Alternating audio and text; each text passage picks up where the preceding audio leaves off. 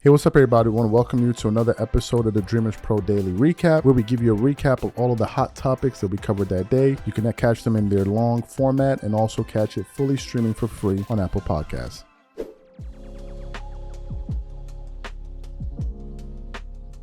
Let's get into this topic here. Stephen A. Smith has been under fire over the last 48 hours for his controversial comments on movie megastar Will Smith. I think on the weekend of the release of Bad Boys 4, Stephen A. Smith took to the Stephen A. Smith Show to essentially go out there and publicly ask Will Smith, why hasn't he given the black community an explanation after his infamous slap on Chris Rock on the Oscar stage?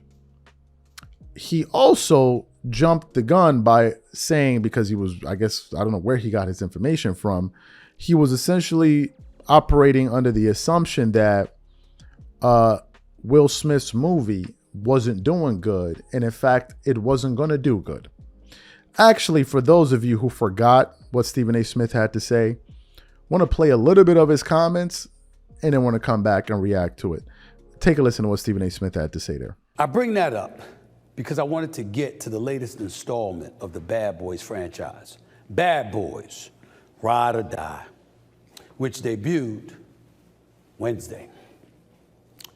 It's the second best reviewed film after Bad Boys for Life. That's what they're telling me. It's also the biggest film for Will Smith since his infamous 2022 Oscar slap of the great comedian himself, the one and only Chris Rock.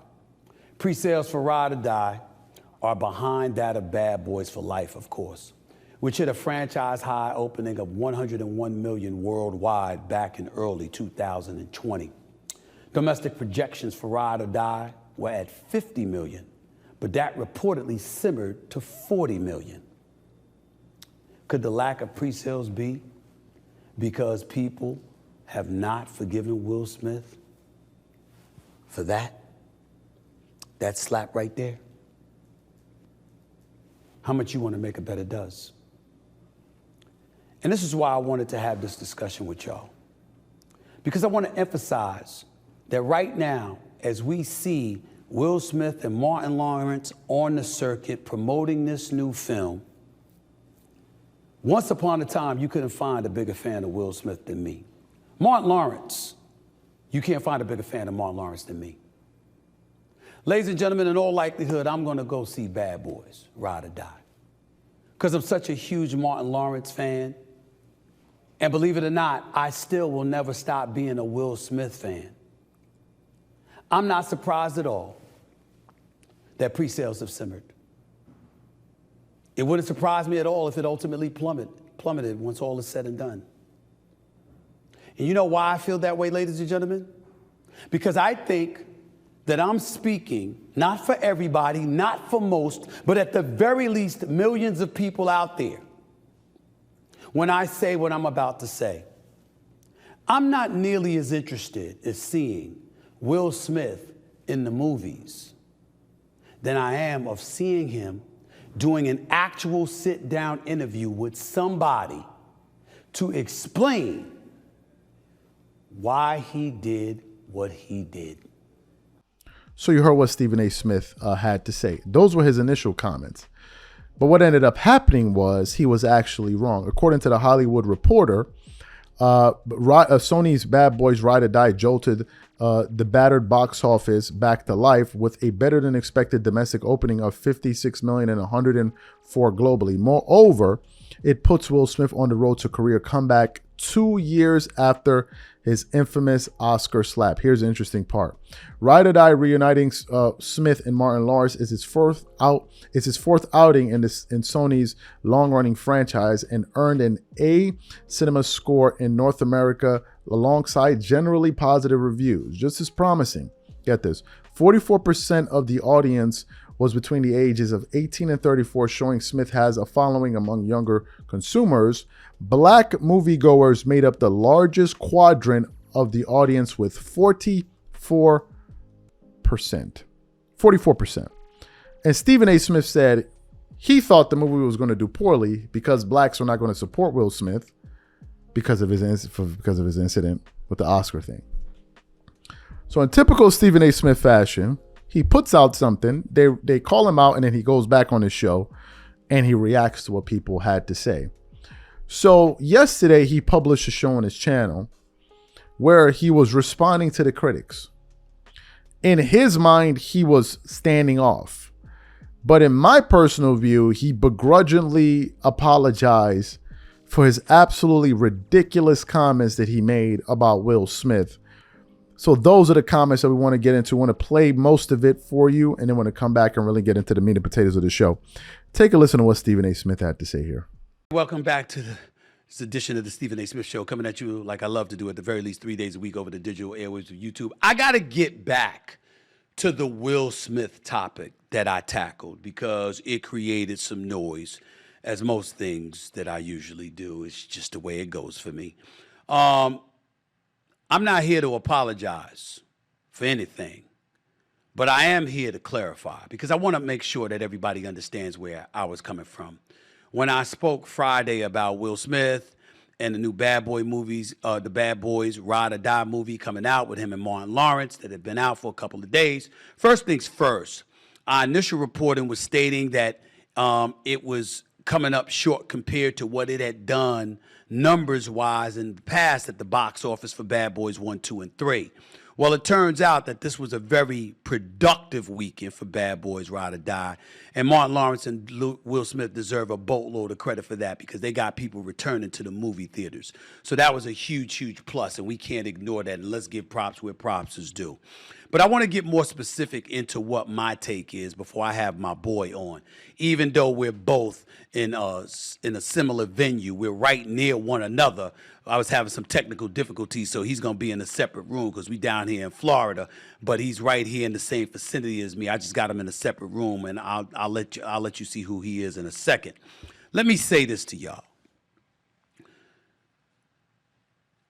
I don't know if I'll ever get over what Will Smith did to Chris Rock. But that doesn't mean I have to.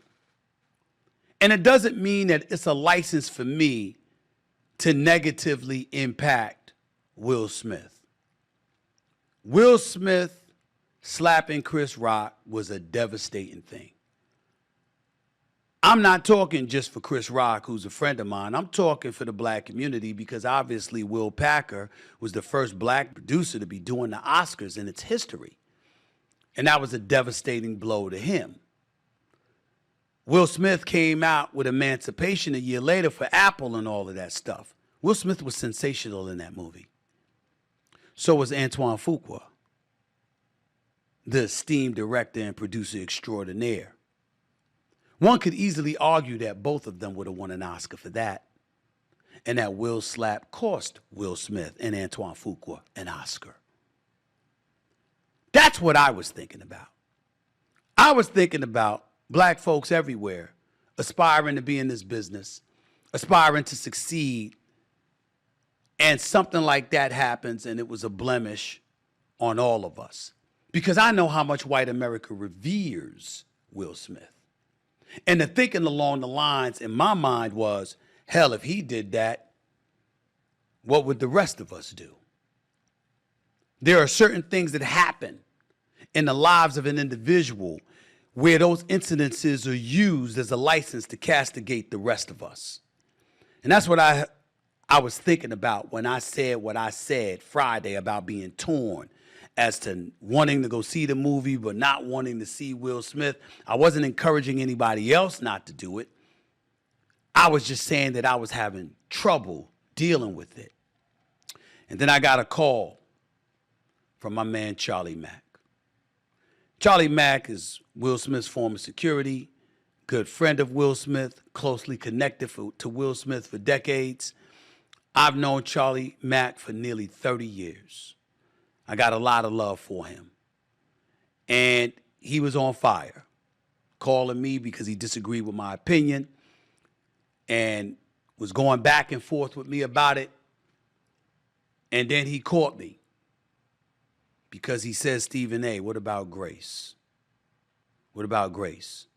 This is how he feeds his family. This is how he earns his living. He don't have a right to earn a living ever again. He can't make a mistake, Stephen A., when he never made a mistake before. That's a damn good point. Bigger point he made was Martin Lawrence. Because we all look at Martin Lawrence. If you watch Martin from back in the day, ladies and gentlemen, you can't find nobody that loved Martin Lawrence more than me. That brother is brilliant.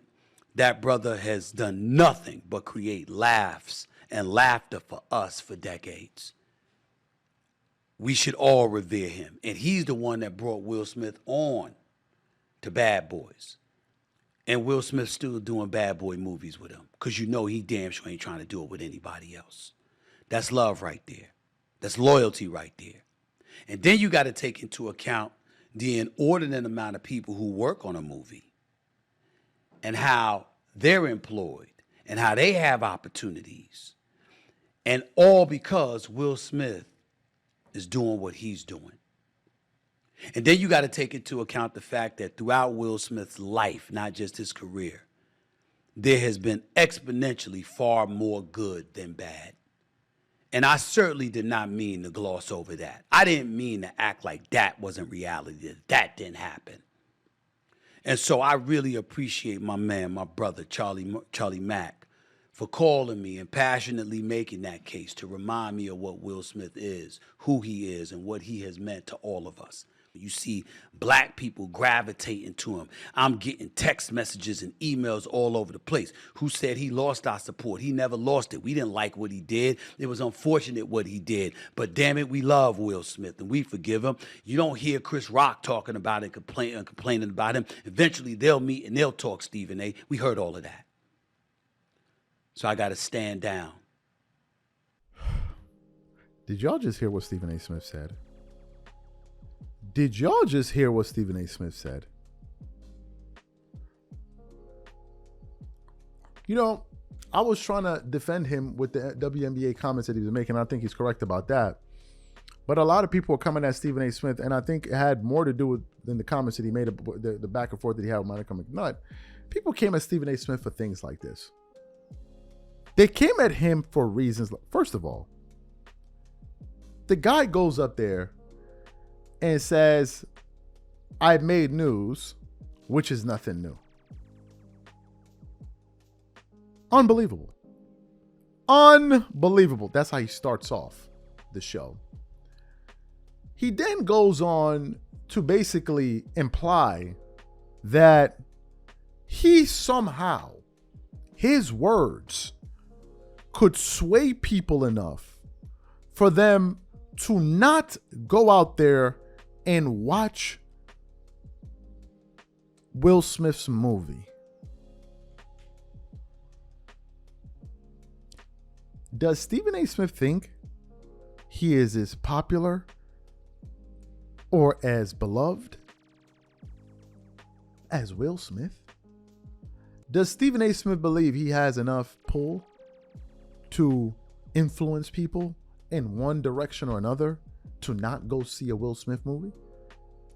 Is that where Stephen A. Is that the universe that Stephen A. Smith lives in? He really, really believes that? Stephen A. Smith and Will Smith are in two totally different universes. Two totally different stratospheres. Will Smith is a global icon. Stephen A. Smith is hated in sports media. I repeat, Will Smith is a global icon. Stephen A. Smith is despised in sports media by a lot of people, and I was recently defending him. We've been watching Will Smith since Fresh Prince. Bro, what are you talking about right now? Stephen A. Smith has an overinflated self-view of himself. That was, you mean you really got to be out of touch to say something like that. You really got to be out of touch. Stephen A. Smith believe he on the same level as Will Smith? Like, are you even joking with me right now? Is this what happens when you work at ESPN? You go there and it just fries your brain? You now all of a sudden think that you're bigger than who you are? Like, who are we kidding here? Who are we kidding? No wonder Stephen A. Smith wants to run for office. is considered running for. Well, with these type of with this, if you have this worldview of yourself, then I guess you could think that you could run for office. Not to say that he can. I'm not here to stop him. So that was crazy. Finally, where was the apology? And you were wrong at every single level.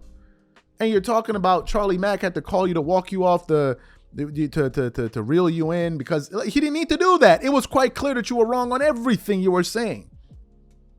Number one, you were wrong by saying that he needs to owe the black community apology. No, he doesn't. Will Smith doesn't need to apologize to me. I don't know Will Smith. Moreover, Will Smith doesn't know me. I'm not sitting here waiting for Will Smith to apologize to me. Like, what are we talking about? What are we talking about? Then you then took it a step further and said, oh, well, it's one of the reasons why the black community may not be supporting you. Did you ever think about that? It turns out you were wrong. Because basically four out of every 10 people that went to go see the movie were black. So you were dead wrong. And then you go up there and double down with some nonsense. Like, I'm lost. I mean, I'm not surprised because, again, it's Stephen A. Smith. But what surprises me the most is he felt like he could influence people to go see or not see a Will Smith movie. Excuse me? What? What are we even talking about? Will Smith and Stephen A. Smith? Like, Stephen, like, what? What? Like, I'm confused. You must be getting them YouTube views, letting them go to your head, or them ESPN views go to your head. Like, who are we kidding here? You're nowhere in the same, you're not even in the same universe as Will Smith. Not even in the same universe. Like, that is crazy to me. He's not apologetic. Steven, if you wonder why people hate you, it's this reason. It's this, you're so arrogant even when you're wrong. That's what's annoying. You are wrong with everything you said, but you're talking like as if you were right. That's the part that kills me. But to suggest that you could somehow affect, bro, what the hell is wrong with you? What the hell is wrong with you? What world do you live in?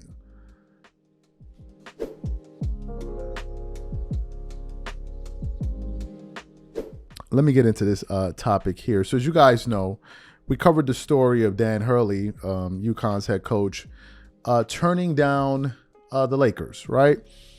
And there have been some theories out there. Some people have been making various theories. One of them has been that some people believe that Dan Hurley and the Lakers were never talking. They feel like it was just this media invention.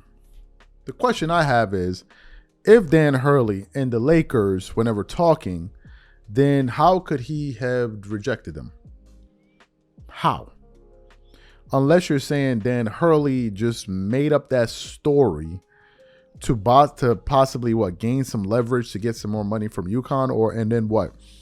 Basically, disgrace the Lakers publicly. I don't understand that, but there are people out there that believe that there's no truth to that story. Anyway, with Dan Hurley now turning down the Lakers job, it means that the Lakers, as we currently speak, are without a head coach, right? And the NBA Finals, we're about to go into Game 3. And usually teams by now at this point, especially if they're looking for a new head coach, they would have hired that person by now, right? But the Lakers find themselves in this precarious situation where they don't have a head coach. And as things currently stand, we don't know who the next head coach is going to be quite honest with you. So this morning I was doing some research, and I came across a clip from Richard Jefferson speaking on ESPN First Take, and they were discussing this very issue. But when it came time for Richard Jefferson to speak, he essentially revealed the real reason NBA coaches seem to be avoiding LeBron James and the Los Angeles Lakers. So what we want to do now is we want to play exactly what Richard Jefferson had to say here, and I want to come back and react to his comments.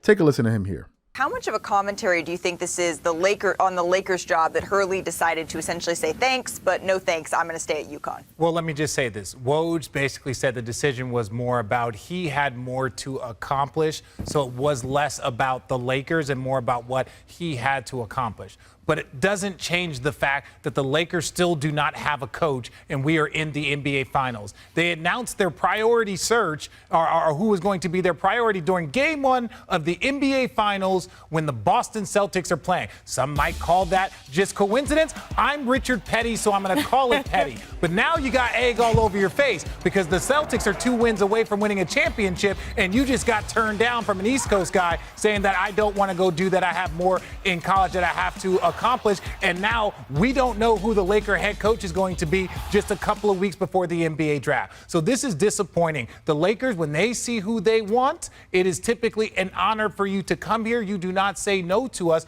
under any circumstances because we are the Lakers. But I think it also shows there's a level of issues inside of the Lakers that needs to be addressed. But Richard, I think it's like I'm giving you an offer you can't refuse, right? That was the Lakers of the past when situations coming off of Showtime, things were perfect. This is the Lakers of the present day where it has not been perfect. You look at the Western Conference, everyone has gotten better. They thought that going to the Western Conference Finals was good. Okay, we have some stability, but no, they forced a change. And now that change has backfired because this was not a perfect situation, even though you wanted a perfect coach. Yeah, and even when you fire Darvin Ham, who went to the conference finals, and you fire Vogel, who went to the NBA finals, and then you lose out on your top-tier head coaching candidate, which I understand he would have been a great candidate, but you also forget that they turned down T. Lue and didn't offer him a great job, and now all of a sudden T. Lue's one of the highest-paid coaches when every player that played for him said that he was one of the great coaches that we had ever had, even with just a couple of years. So mistakes have been made, and now we are sitting here in the middle of June. The Lakers do not know who their head coach is going to be, and this search could continue past the draft, up into the draft. So you heard what Richard Jefferson had to say. Basically, what Richard Jefferson is saying is that the reason head coaches are avoiding the Los Angeles Lakers are basically due to the fact that basically due to the Lakers' bad decision making, which I'm going to touch on in a second, and basically this constant drama that surrounds LeBron, that follows LeBron James wherever he goes. It's unreal. Drama has been following LeBron since Cleveland. Every destination he goes to, there's always some damn drama, and I think coaches that are outside looking at the situation are probably a bit leery. They're also looking at the fact, to get back to the Lakers' decision-making, or lack thereof, of how the Lakers have gone about the business of essentially firing head coaches every 2 to 3 seasons. They just fired a championship head coach in Frank Vogel. Then they said he couldn't get to the locker room and all of that. Then they go out there and they fire Darvin Ham. And then now they're on the hunt for another head coach. So a potential coach looking at that job may be saying to themselves, man, there's no job security here. If I'm going to go out there and take this job, it'll basically be a 2-year gig. If I'm lucky, 3 years. Like, who wants that on their resume? Who wants to start off their coaching career with this thought in the back of their head that inevitably they're going to get fired? Like, that's a very, very dangerous place to be. And then also you have people that are saying that, well, LeBron feels like he knows more than any other coach out there. So who's he going to listen to? Well, if that's what LeBron really feels in his heart, then he should coach the team then. If you feel you know it all, you coach the team. But if you're not going to coach the team, then get the hell out of the way and let the coach the team, right? I want to get to the Lakers' decision-making because we don't talk about that enough. We spend a lot of time talking about the Knicks, who have been totally inept over the last few, for the past 20 years, although they've been coming back over the last few years, and they've gotten on James Dolan ad nauseum. But we don't spend enough time talking about Jeannie Buss and the job she's doing as the governor of the Los Angeles Lakers. Jeannie Buss' tenure hasn't been a nice one. I mean, she took over the team roughly, 2011, 12, or sometime around that. And ever since then, Kobe tore his Achilles, so he wasn't really good. They didn't have a really good team around him. And then LeBron came, they didn't really do well. Then LeBron was able to get Anthony Davis, and they won a championship. But every year after that, it's just been one thing after the other. One thing after the other. And if you look at the amount of coaches under her watch, it's been a lot. You're now talking about her 5th head coach. 5th! In 10 years? To me, you're like, how is it 10 coaches? You had Byron Scott. You had Luke Walton. I don't think she was there for the Mike D'Antoni one. I think that was between her and her brother. You had Luke Walton, Byron Scott. You have Frank Vogel. You have Darvin Ham. And now you're going to have another coach. You look at all of the decisions that have been made. How is the governor not being brought to the carpet to answer for some of these things? If it's another organization, they'll be questioning the management. But the Lakers have been making a lot of these mistakes. And there's always this question about who's really running the organization. That's a question. Some people even said that, I think, was it Skip Bayless that said it yesterday, that Dan Hurley, I forgot who said it, that he went to the Lakers and he got a sense that, that he doesn't really know who's running the ship here. But that's a problem.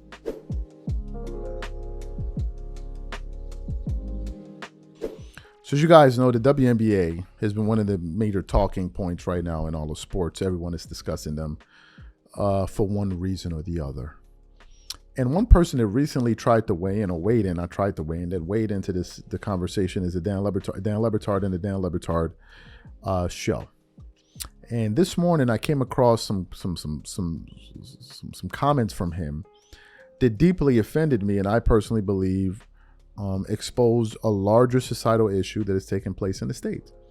And these are the comments that I want to get into. Essentially, he was talking about the coverage of the WNBA and essentially said that men who are talking about it or viewing the WNBA just need to basically sit down, shut up, and watch the games and not have any commentary, because we don't have a clue of what we're watching or what we're talking about. So what we want to do now is want to play exactly what Dan Le Batard had to say on the show, and then we're going to come back and get into his comments. Take a listen to what he had to say here.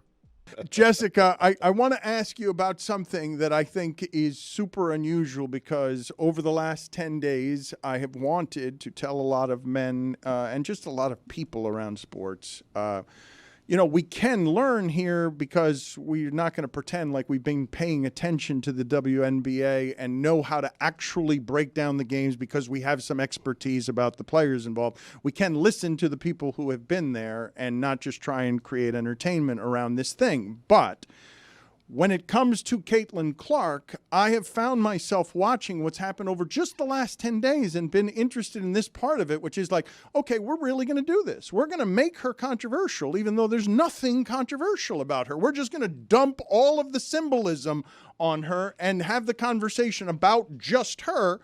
And we're kind of going to be idiots about it. So as these numbers all skyrocket, right? Because there was a game that was supposed to be played last week in a 4,000 seat stadium. They moved it, and in a half hour, they sold out a 20,000 seat stadium. As these numbers all skyrocket, and we see the discourse get dumber because a lot of men are fumbling around trying to keep up on this, what am I to do with just the smartest commentary you've heard on whether Caitlin Clark was snubbed, whether it's good to market the sport because she's super famous, or if that's a spot that needs to be earned on an Olympic team to represent our country? So you heard what Dan Le Batard had to say there. What do I feel about what he had to say? Look, I am confused at the state of affairs in the United States right now. So an American speaking to you, we'll be back in the States early next year, still trying to decide what state I want to move to. Not what state, what city. Been kind of oscillating between various states. Then my wife brought up Chicago to me. I'm like, well, Chicago was never on my list. I was thinking more Texas, but we'll get to that a little bit later. But I'm noticing a bigger issue. Do you notice how comfortable Dan Le Batard was to basically trash his male viewers by basically telling them they need to shut up, men need to shut up? If you're telling us men that we need to shut up, then why would you then even need our views? Well, I mean, we might as well not even watch. But instead, what's happening is men are being told that they need to shut up in terms of their commentary in the WNBA, but at the same time, they need to watch and support. So you want us to watch and support, but you don't want us to have a viewpoint. The question then becomes, why? Number one. Number two, do you honestly believe, this is how you can expose the hypocrisy of it, and I don't know what political groups are advocating for this madness. Do you honestly believe that if there were women sports analysts, whether they're former athletes or journalists, that were speaking on the NBA, do you honestly believe that Dan Le Batard would go on his show and say, the women just need to shut up? and just watch the sport because they don't play it, they don't cover it. They just need to shut up. Do you think he would do it? He would be fired. He would lose his platform. He would be deplatformed. They'll be protesting against him. He's trying to be a gatekeeper. He's trying to hold women back. But in this case, it's okay to trash men, and I think that is the new norm in the United States. It has become normalized to trash and demonize men in public. And the saddest part is you have jokers like this that go along with it. Now, I know Dan Batard is very popular in the sports space. We're talking about in society and as men here, beyond your power in sports. You guys are the reason that these problems exist in the United States, because you're helping to champion these ideas. That's what you're doing by going out there and saying that men just need to shut up and watch. What is that about? So I did some quick research, because I wanted to understand, because clearly they don't want men speaking about the WNBA. So I wanted to understand what are the fundamental differences between the WNBA and the NBA. As it turns out, there are 5 major differences. Number one is the game time. Yeah, in the NBA, quarters are 12 minutes. WNBA is 10 minutes, so there's a difference there. Another difference is the three-point line. At the top of the key, the three-point line is set at 22 feet. It's 21.75 feet from the basket. In the NBA, it's 23.7, so there's a shorter three-point line. Okay, I got that. So the games are a little bit shorter. Three-point line is a little bit shorter. The ball size is a little bit smaller. The season length, I think, is a little bit shorter. May to December, and then you have the number of teams. Essentially, those are the fundamental differences between the WNBA and the NBA. So from an intrinsic level, from a basketball level, it's basically the same thing. So you're telling me that men that have followed the NBA, that have watched the NBA for years and decades, who understand the NBA, they can comment on the NBA, but they cannot comment on the WNBA because of what? Because they're men? So if that's the case, then why are there women talking about the NBA then? This is a question I have to ask. Why is it okay for women to talk about the NBA and we don't sit up here and chastise them like this? But when men want to have a viewpoint and comment on the WNBA, they don't need to talk about it. Why? The question is why? There is no answer. It's just a bunch of pandering and virtue signaling. And to me, it's incredible that you're insulting your male viewers. I understand sports viewers are 90% of our viewership, 92% of our viewers are men. I know that. So I would be a total doofus, a dunce, to be up here then insulting the very men that watch the show. Why would I do that unless I'm a dunce? Or unless I believe that it's culturally normal for me to go out there and insult my own gender, just to sit up there and twerk it up for the ladies, because you think they're going to put some ones in your belt. Like, I don't understand what is going on here. So listen, I think the solution is simple. Don't watch. I'm already tired of it. I'm tired of it. There's too many rules and regulations of how you need to watch it, how you need to say it, how you need to say. I'm tired. These guys are doing a wonderful job of turning off their male viewers. Y'all are doing way too much. Way too much. First, you complained about there was no attention. Now there's attention. Well, I don't want this type of attention. I want this type of attention. You really got a lot of demands. You ever heard the term beggars can't be choosers? You ever heard that term? It means that if you're not in a position of power, you don't get to make demands. If you're trying to bring people and ingratiate people into your audience, you don't then get to tell them how they need to behave. You're crazy. If I'm a beggar on the street and I'm looking for some money or some food and the guy hands me a ham sandwich, I'm not going to hand it back to him and be like, you handed me a ham sandwich? I want a hot dog. He going to be like, he probably take the hamburger and slap me across. Man, get the hell out of my, you don't deserve nothing. I'm not saying that that's what it is, but the point is, you get the analogy.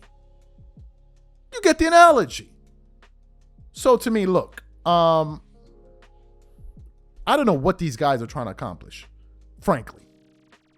I don't know what they're trying to accomplish, but I'm already tired.